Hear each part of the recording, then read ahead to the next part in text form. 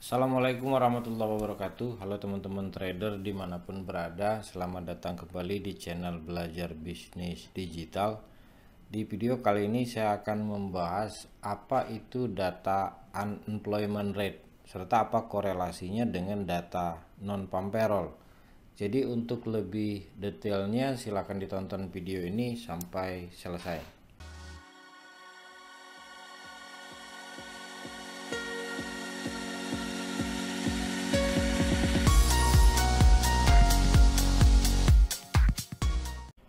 Oke teman-teman trader, ada dua data penting yang dirilis dalam waktu bersamaan setiap hari Jumat awal bulan, yaitu data non-farm payroll dengan data unemployment rate. Nah, di video sebelumnya saya sudah membahas secara lebih detail apa itu data non-farm payroll serta apa dampaknya terhadap US dollar dan instrumen yang kita pilih.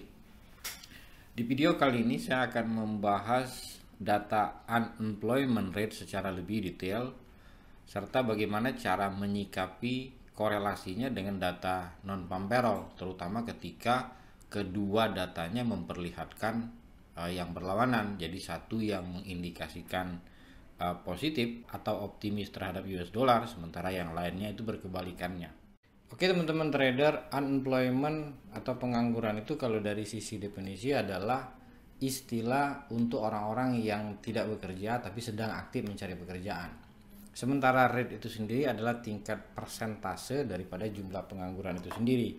Nah, penyebab utama pengangguran biasanya jumlah pencari pekerja itu tidak sebanding atau tidak seimbang dengan lapangan pekerjaan yang tersedia. Nah, kondisi ini biasanya dipersepsi oleh para investor adanya masalah dari sisi ekonomi.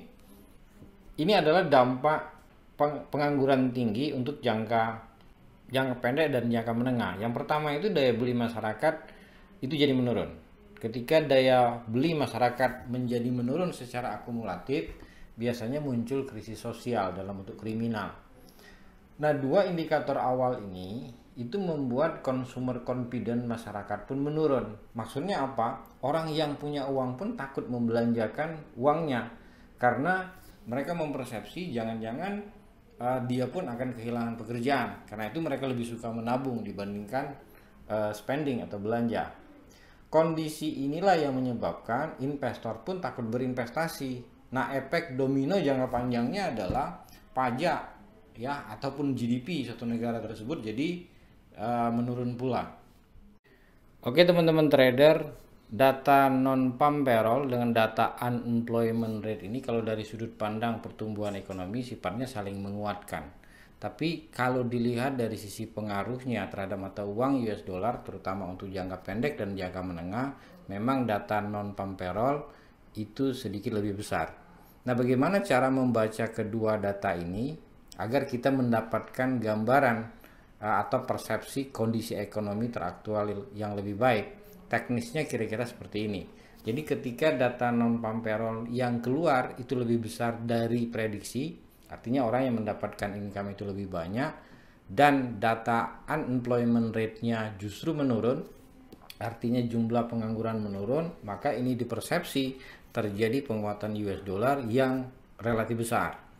Atau dibalik, data non-farm payroll-nya lebih rendah dari ekspektasi atau perkiraan, artinya orang yang mendapatkan income itu menurun sementara jumlah penganggurannya justru meningkat, maka ini akan terjadi namanya pelemahan US dollar. Nah, pertanyaannya adalah bagaimana ketika datanya mix, maksudnya satu positif satunya negatif.